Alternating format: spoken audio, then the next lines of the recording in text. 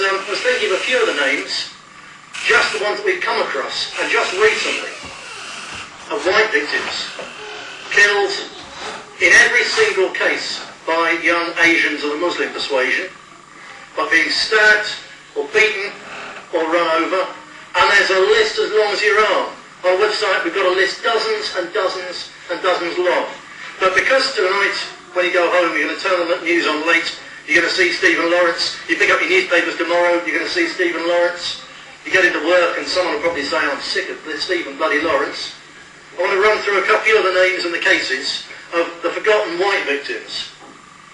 And these are the ones which are relevant because nothing has been done to bring anyone to justice, or it hasn't worked. There was Gavin Hopley, who was kicked to death in Oldham just over a year ago.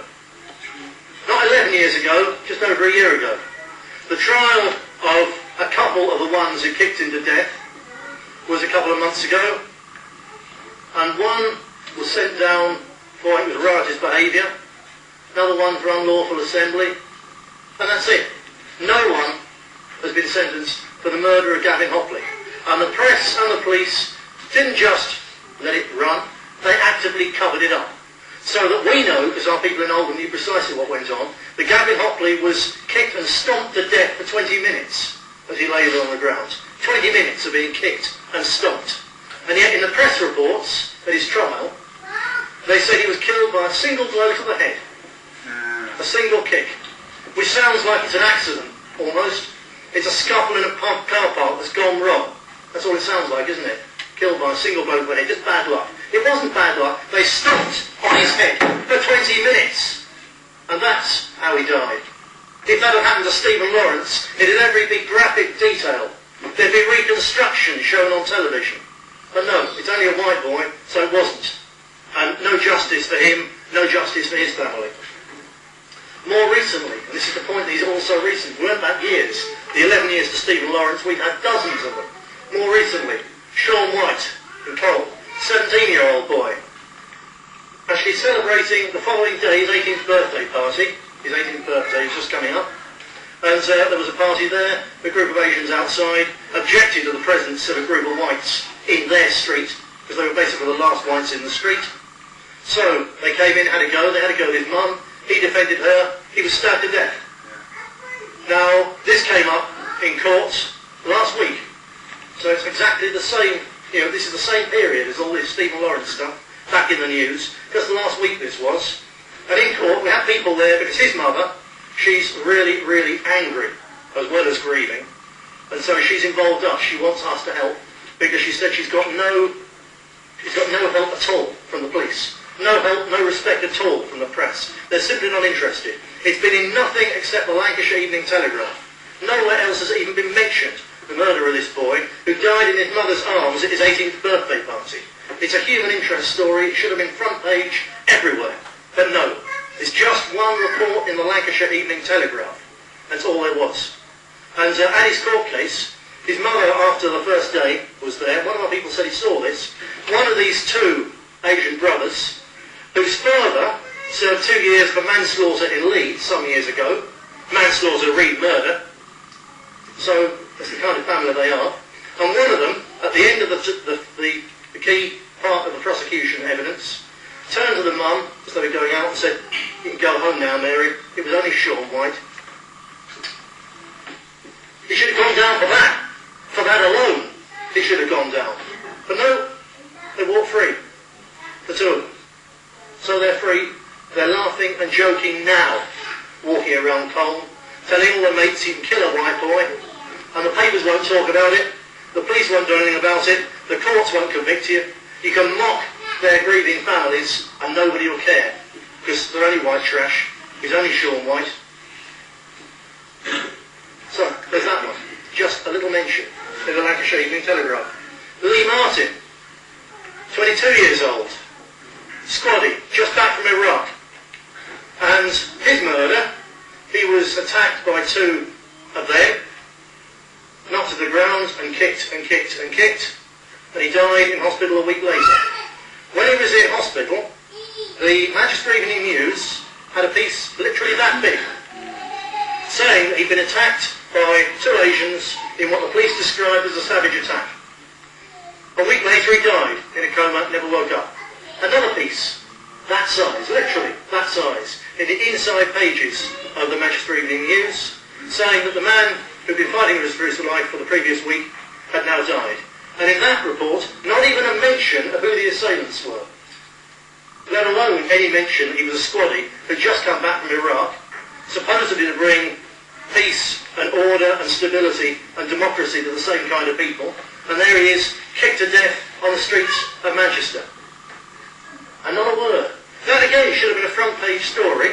You imagine it, how the Sun could treat it. Iraq war hero, comes home and is kicked to death by the same kind of Muslim fundamentalist fanatics that he and his comrades are fighting a few weeks before in Iraq. Nothing. Nothing whatsoever. Hasn't been in one single national newspaper. They all know about it, don't think it's because they don't know, because it's been on our website.